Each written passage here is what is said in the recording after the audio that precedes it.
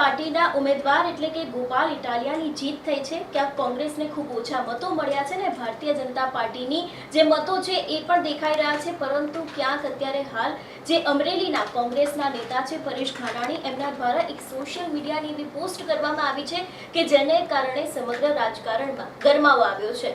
શું છે આ પોસ્ટ, તેની સાથે કેમ રાજકારણમાં ગરમાવો આવ્યો છે, તે દરેક વાત કરીશું આજના આ વિડીયોમાં। નમસ્કાર, હું હંસિની અને તમે જોઈ રહ્યા છો નિર્ભય ન્યૂઝ। આમ તો વિસાવદરનું રાજકારણ થોડા સમય પહેલાથી ગરમાયું હતું, કારણ કે જ્યારથી ચૂંટણીની જાહેરાત થઈ હતી, ગોપાલ ઇટાલિયાનું નામ સામે આવ્યું હતું ને એ બાદ ભારતીય જનતા પાર્ટીના અને કોંગ્રેસના ઉમેદવારો છે એ લોકો પણ મેદાને આવ્યા હતા, પરંતુ કાલે ક્યાંય પણ ચિત્રમાં કોંગ્રેસ દેખાયું નહોતું। ફક્ત અને ફક્ત આમ આદમી પાર્ટી અને જે કિરીટ પટેલ છે એ લોકો વચ્ચે રસાકસી જોવા મળી હતી। પરંતુ હવે અમરેલીના જે નેતા છે પરેશ ધાનાણી, એમની એક એવી સોશિયલ મીડિયાની પોસ્ટ સામે આવી છે કે જેને કારણે ક્યાંક રાજકારણમાં એક નવો વળાંક પણ આવ્યો હોય એવું લાગી રહ્યું છે। સૌથી પહેલા તો પોસ્ટને સમજવાનો પ્રયત્ન કરીએ, કારણ કે અહીં લખવામાં આવ્યું છે સૌથી પહેલા આભાર વિસાવદર। વિસાવદરના લોકોએ કોંગ્રેસનો સવિનય અસ્વીકાર કર્યો છે, એટલે કે અહીં કોંગ્રેસ હારી ગઈ છે તે ચોખ્ખી જ વાત અહીં લખવામાં આવી છે।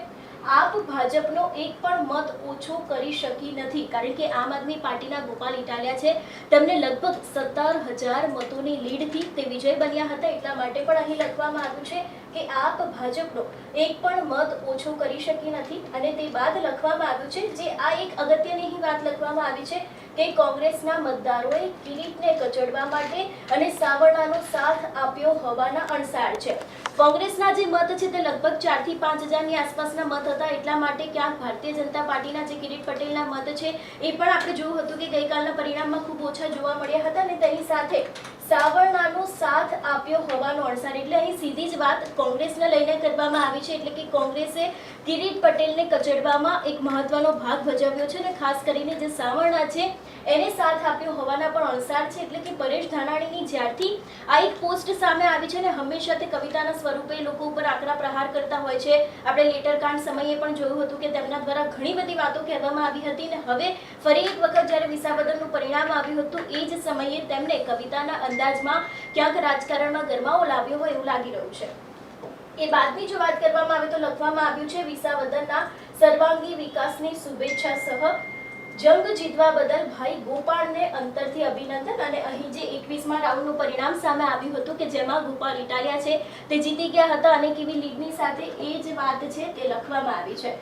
ખાસ કરીને વિસાવદરનું રાજકારણ છે એને સમજવું ખૂબ અઘરું છે। છેલ્લા ઘણા સમયથી આપણે જોતા આવ્યા છે કે 2022માં જ્યારે ભૂપત ભાયણી છે તે આમ આદમી પાર્ટીમાંથી ધારાસભ્ય બન્યા હતા, એ બાદ તેમને રાજીનામું આપ્યું હતું, પક્ષપલટો કરીને ભારતીય જનતા પાર્ટીમાં ગયા હતા, અને તે સમયથી આ બેઠક છે તે ખાલી પડી હતી, ને અંતે 19મી તારીખે તેમાં મતદાન થયું હતું, ને ગઈકાલે તેનું પરિણામ સામે આવ્યું કે જેની અંદર ગોપાલ ઇટાલિયા છે તે ભારે લીડની સાથે જીત્યા હતા, અને તેમને કિરીટ પટેલ અને જે નીતિન રાણપરિયા છે એ બંનેને પછાડી નાખ્યા હતા।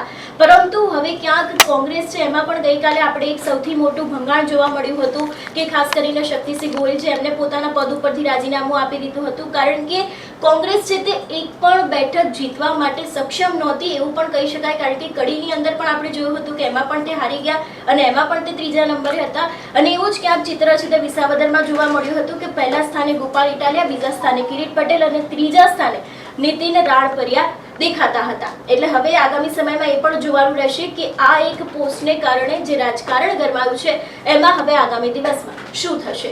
તમારું શું માનવું છે આ વિષયને લઈને અમને કમેન્ટ કરીને ચોક્કસથી જણાવજો। તેની સાથે અમારી ચેનલ નિર્ભય ન્યૂઝને લાઈક, શેર અને સબસ્ક્રાઇબ કરવાનું ભૂલશો નહીં। નમસ્કાર।